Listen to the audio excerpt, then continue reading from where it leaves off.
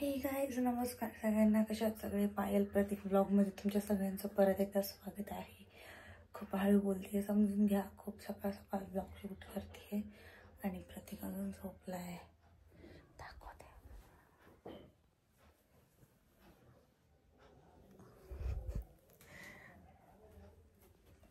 प्रतीक झोपलाय, mummy papa पण झोपले ते आणि मी एकटी उठली भूतासारखी. तर चला, मी झाली आहे रेडी आणि आता मी झाली आहे रेडी होऊन चालली आहे किचनमध्ये स्वयंपाक करायला. तिकडे एवढं सकाळी सकाळी, आता वाजली तर 6.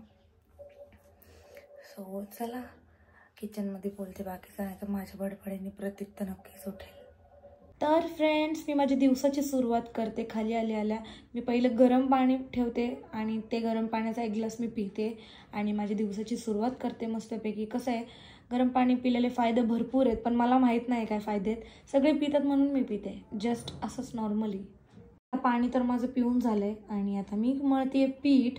पण आता विषय असा झाला आहे, मी पाण्यात हात घातला माझा हात धुवायला तर पाणी अक्षरशः बर्फासारखं गार होतं आणि त्याच्यामुळे आता देवा, आता ह्या थंडीमध्ये ना पाणी असंच गार राहणार आहे. आज लाईट गेली त्याच्यामुळे आज गॅसवरच पाणी टाकतोय. पीठ मळून झालं. रोज भाजीला नक्की करायचं तरी काय, असंच माझा विचारात प्रश्नात मी असते आणि मी जे मला दिसेल ते करून टाकते. काय करणार आता, किती विचार करणार ना माणूस. तर आता आज मी केलंय आणि एका साईडला ठेवलाय मी चहा, वांग बटाट्याची भाजी आणि आता बघा माझ्या एका साईडला चपात्या पण झाल्या, ते म्हणजे होतात ते, आणि चपात्या पूर्ण करते आता. चला, माझी सगळी कामं झाली आहेत करून. आमची तर लाईट गेली म्हणून हे आता पप्पांसाठी मी पाणी ठेवते तापायला. आणि आता सगळं किचन झालं आहे क्लीन, पण मला घरात झाडू मारायचं आहे आणि झाडू मारल्यानंतर मला फरशी पुसायची आहे. ते झालं की माझी कामं झाली आणि मग आता वरती पण झाडू पुसून. पण आधी मी चहा पिते. चहा नाही पिली मी अजून, तर चला. नाही, पहिला झाडू मारते आणि मग चहा पिते, एक तरी काम होईल ना मग. हे बघा किती वाजलेत, 9:30 वाजून गेले ते आणि इथं झोपं चालल्यात.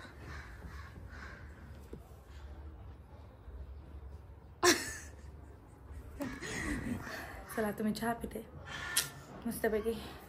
आणि मी नाही म्हणता पहिला तर मी झाडू मारला आणि फरशी पण पुसून आले, वट्टा पण धुतला. सगळी कामं झाली आता आणि आता वरचं करायचं आहे. पण आधी साहेबांना उठवते, पाणी ठेवते तापायला त्यांच्यासाठी. लाईट पण आली आहे आत्ताच आणि मग पाणी ठेवते तापायला. मग आंघोळीला पाठवते पटकन. मग वरती सगळे कामं करून घेते. दम लागले मला बोलता बोलता. नाही, खरं तर वरती येताना हे बघा अजून अंगावर घेऊन झोपणं चाललंय. देवा, हा फॅन बंद कर. आता लाईट आली ना, लगेच फॅन लागेल. मंडळी, आता आम्ही चाललोय माझ्या मम्मीकडे आणि मम्मीचे काही डॉक्युमेंट्स आमच्याकडेच होते, ते विसरले होते आणि ब्लॉग पण स्टार्ट नव्हतं, म्हणजे ब्लॉगमध्ये सांगितलं पण नव्हतं की आम्ही चाललोय म्हणून. सो आता आठवलं, परत आले आणि आता आम्ही जातो मम्मीकडे.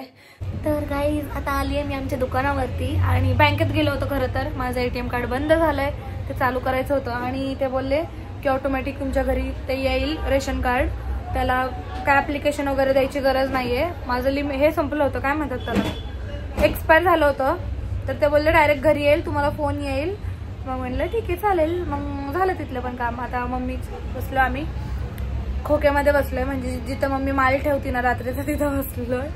आणि आता मम्मीला नाही दाखवत कारण की मम्मीला बरं नाही वाटत आहे आणि मम्मी इथंच बसली आहे येऊन. दुकान पण नाही लावले मम्मीने, असा विषय झाला. तर फ्रेंड्स, आता आम्ही आलो आहे जाऊन. आम्ही का गेलो होतो, खरं तर मला जायचं होतं माझ्या बँकमध्ये आणि माझं ATM जे बंद झालं आहे तर नवीन ATM घ्यायचं होतं. पण बँकवाले म्हणले की ATM तुमच्या घरी येईल पोस्टनी, तुम्हाला काय अप्लाय वगैरे करायची गरजच नाही आहे. काय काय केलं सांगाच? सांगितलं सगळं, ATMचं, बँकेचं, राशन कार्डचं. Very good. राशन कार्डचं नाही सांगितलं. राशन कार्डचं पण काय सांगायचं तेव्हा,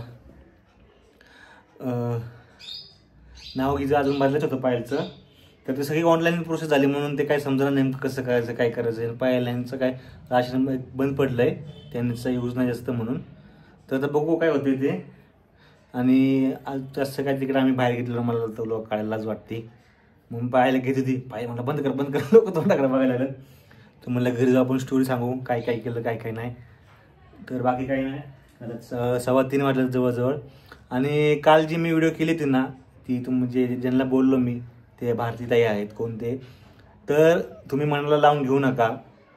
तुम्ही प्रश्न विचारला त्यावर गैरसमज होतो सबस्क्रायबर जवळ नवीन असतील तर, की बाबा नेमकं काय विषय. मी फक्त एक्सप्लेन केलं की तुमच्या कमेंटला एक रिप्लाय दिला की बाबा इन्कम सोर्स आमचा कोणता आहे, तुम्ही त्यात वाईट वाढून घेऊ नका.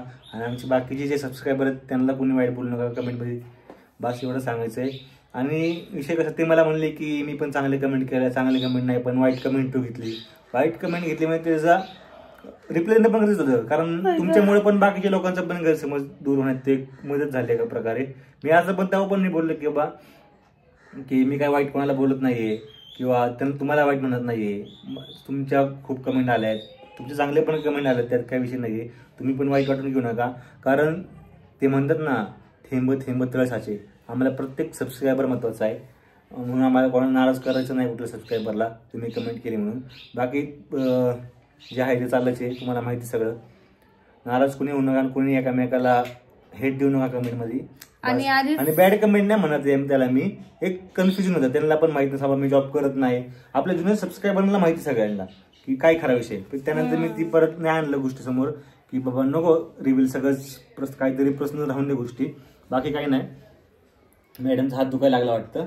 आणि आधीच कसं आहे आमच्या घरचे तर प्रॉब्लेम तुम्हाला माहिती आहे, आणि ह्या प्रॉब्लेम मध्ये अजून तुम्ही पण आमच्यावर नाराज नका होऊ, कारण की तुमच्यामुळे मी परत व्लॉगिंग चालू केलंय. आणि आता असं नको एक कमेंट आली होती की हा प्रत्येक दादामुळे चालू केलं सबस्क्रायबर नाही केलं का, तसं नाहीये.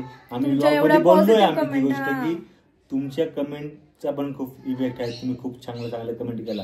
आता समजू नका की माझ्यासाठी केले, तुम्ही पण खूप त्यात महत्वाचा रोल केलेला आहे. तुमच्या कमेंट्समुळे मी मोटिवेट झाले खरं तर, आणि हे तर आमच्या लाईफमध्ये चालतच राहणार आहे. पण तुम्ही आमच्यावर नाराज नका होऊ. आमच्या तुम्हाला सोशल मीडियावर आम्ही कसे आलो काय आलो तिची जर्नी पाहिजे नसेल तर त्या सांगा, आम्ही ती जर्नीची व्हिडिओ बनवू आणि पोस्ट करू. तुम्ही कमेंट करा तुम्हाला पाहिजे का आम्ही सोशल मीडियावर कसं आलो, सोशल मीडियावर कसं टिकायचं ते तुम्हाला सांगू. बाकी काही नाही. आजकाल सगळेच ब्लॉगिंग करत आहेत. फक्त मला एवढंच क्लिअर करत होते की लोकांना आम्ही युट्यूबवर नवीन दिसतोय आणि लोकांना असं वाटतं की आम्ही नवीन या फील्डमध्ये आलोय. तर नाही. जसं तुम्हाला मी ब्रँड दाखवले, ते ब्रँड काही किरकोळ नव्हते, चांगले 2M ची पण टीव्हीला ऍड होती, रिअलमीची पण टीव्हीला ऍड होती. ते ब्रँड आपल्याकडे घालत बाबा आमचं तुम्ही प्रमोशन करा सोशल मीडियावर, त्यावरून तुम्ही समजू शकता आपली व्हॅल्यू काय आहे बाहेर. बाकी काही नाही. तुम्ही आमचे व्लॉग बघताय म्हणजे तुम्हाला चांगलीच इन्फॉर्मेशन देणार, आम्ही वाईट काही देणार नाही. आणि भांडणं वगैरे घडत असतात, फक्त ते आम्ही दाखवत नाही. तुम्हाला स्टोरी टेलिंग करतो, सांगतो स्टोरी, मला काहीतरी बोलायचं काही नाही. आणि 4 मिनिटं झालं, जास्त ब्लॉग वाढायला नको. आणि अजून एक कमेंट आली होती की तुम्ही बेडचं जे फाटलेलं आहे, सगळे 2-3 जणांची कंटिन्यू कमेंट होती की ते बेडचं फाटलेलं ते चेंज करा, चांगलं वाटत नाही. तर आम्ही आता ते पहिले ते काम करून घेणार आहे, काढणार आहे.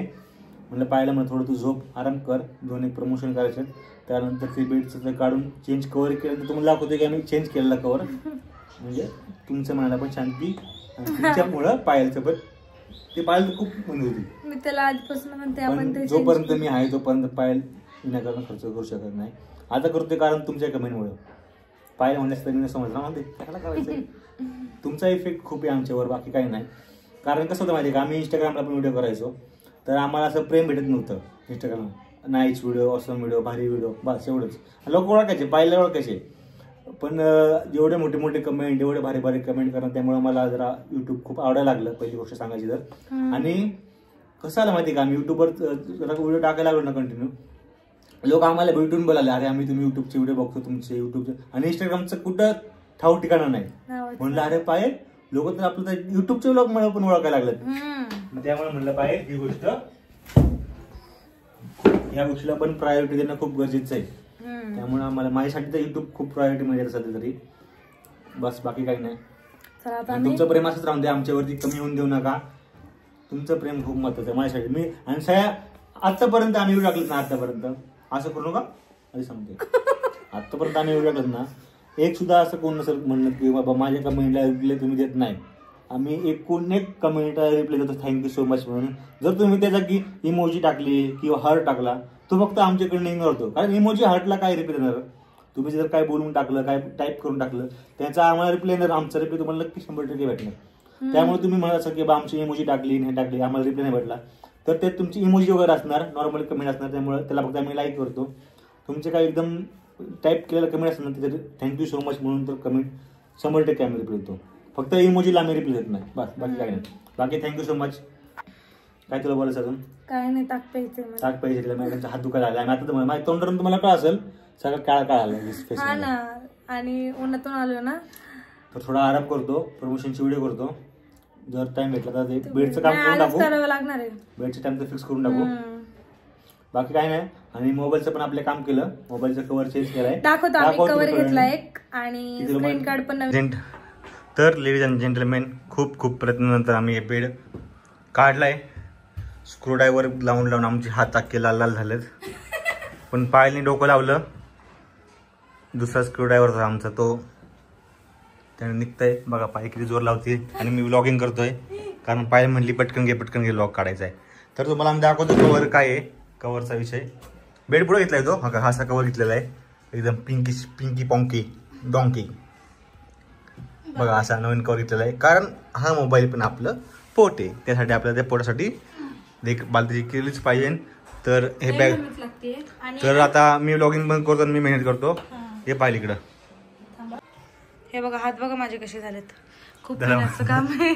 बाई तुला रात्रीच्या भाकऱ्या थापायच्या, हात आताच नको दुखून घेऊ. मी ह्या कामाकडे मी कॉन्सन्ट्रेट करतो, तू घरातल्या कामाकडे कर. तर शिफ्ट झालो आता आम्ही. निघताय ना? निघताय. खूप मेहनत आहे पण खूप टाईट वापरे स्क्रू आहे ना. हो, एक काढलं मी कसं तरी. बघा एक तिने काढला, एक मी काढतो. ए स्क्रू पडला का?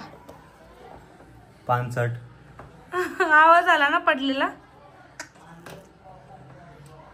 त्याला फोन करते माणसाला. हा, आणि हे बघा हात बघा, प्रत्येकचे पण हात खूप लाल लाल झाले असतील. बघा काढलं आम्ही, जातो त्याला नीट करून. सगळा हा तुमच्या कमेंटचा परिणाम आहे आमच्यावर, बाकी काही नाही. आता चेंज करतो मी, म्हणलं चांगलं दिसत नाही ते फाटलेलं, तर पहिलं चेंज करून घेतो आम्ही. तसंच पाय घरातला आवरती बेड पुढे घेतलाय. आता काढलाय तेवढा प्रॉब्लेम लावायला लय जवळ प्रॉब्लेम आहे, कारण त्यांनी दाबून त्याने होल पाडलेले आहेत ते लावून. तर आमचं कसं होणार काय माहित नाही लावतं ना, तरी बघू आपण प्रयत्न करू. पप्पा हेच मग मदतीला, मला पाहिलं नाही झालं तर, पण तरी आम्ही करू प्रयत्न. तर चला आता मी घेऊन चाललोय आम्ही तुमच्यामुळे. असे कमेंट नका करू जाऊ, खर्च येतो मला, खर्चात पाडू नका, कळतंय का? आता ह्याला जाणार पैसे. हे बघा कसं वाटतंय हा कलर. आता हे लाईट मध्ये कळत नाही खरं तर हा कसा कलर आहे. घरात गेल्यावर बघूया आपण, वेगळं वाटतं ना जरा. तुम्हाला कसं वाटतं सांगा. हा, कमेंट करून सांगा हा कलर कसा वाटतो. तुम्हाला आता हे असंच बघा, घरी गेला दाखवतो पूर्ण. तर आम्ही आलोय घेऊन घरी. हे बघा हा कलर लावलाय, कसं वाटतंय कमेंट करून सांगा तुम्ही. कलरची आमची काही एवढी चॉईस नव्हती, फाटलेलं लावणे गरजेचं होतं. तर आता पाय लावती. ढकल ना इकडे जरा तिकडून. काय करू, लॉक घेऊ का ढकलू? ढकल थोडंसं. लॉकचं काय करायचं? लॉक पण घे आणि ढकल पण थोडं. तर गाईज हे लावल्यावर दाखवतो आम्ही सगळं. हा, आता व्यवस्थित बसले. ठीक आहे, चल आता. बाई खेळा जाईल का नाही काय माहिती ग. मी मला शेवटी मदत करणार आहे. तर गाईज तुम्ही बघितलं असेल ना त्याला, ते कसं वाटतंय मला नक्की कमेंट करून सांगा. आता इथला पण कलर ब्ल्यू झालाय, इथला पण कलर ब्ल्यू झालाय, आणि आता विषय हा आहे की आता हे आम्हाला ब्ल्यू कलरचं निळं वादळ झालंय सगळं, आणि आता आम्हाला हे निळं बेडशीट टाकता नाही येणार. तर आता हे आम्ही चेंज करणार आहे. आता तसं पण हे खूप पुराणे झाले, 1 वर्ष झाले या बेडशीटांना, मोठे मी घेतले होते ना. तर आता चेंज करेल मी आणि नवीन बेडशीट घेऊन येईल 2-3. सो चला आता मी जेवण बनवते. जेवण बनवता आम्ही हे आणायला गेलो होतो, इथं ठेवलं होतं 1 तास. ते भैया म्हणले ठेवून जावा, म्हणलं ठीक आहे चालतंय. मग मी कुकर लावला, म्हणजे भात लावला, भाजीचा कुकर लावला, आणि आता भाकरी करायची, भाजीला फोडणी द्यायची अजून. सो आता मी चालले पटकन, उशीर होईल नाही तर खूप जेवायला जाते पटकन. बाकीचं सगळं राहिलेलं जेवण बनवते, आणि काय जेवायला बनवलंय ते पण बघा तुम्ही. ते माझा स्वयंपाक करून झाला आहे. मी केली आहे हे बघा आमटी, अख्खा मसूरची आमटी केली आज, आणि ही तर सकाळची भाजी थोडीशी, भात, पापड आणि भाकरी. सो आता मी जेवण करतो आणि वरती जाते आणि बोलते मग बाकीचं आता. तर फ्रेंड्स, आता आमचं जेवण झालं आहे आणि मी भांडे वगैरे घासून किचन वगैरे क्लीन करून आले. चला आता जरा बिग बॉस बघतो. सकाळपासून आम्ही टी व्ही नाही बसला. ही माशी काय माझ्याकडे असं करते?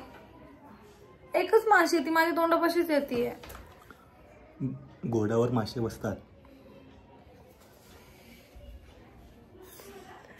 कैसा ये इश्क है, बहुत ही रिस्क है. फाजिलचा इश्क. नाही तर काय, लग्न नका करू काहीच कोणीच. प्रेम करू नका. हा, प्रेम तर अजिबात नका करू आणि प्रेम करून लग्न तर अजिबातच नका करू.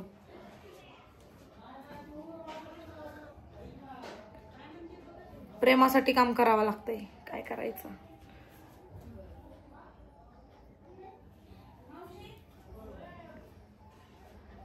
सकाळी 6 ते रात्री 12 वाजेपर्यंत.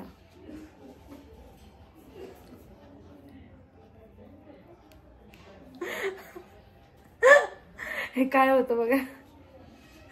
आता प्लीजच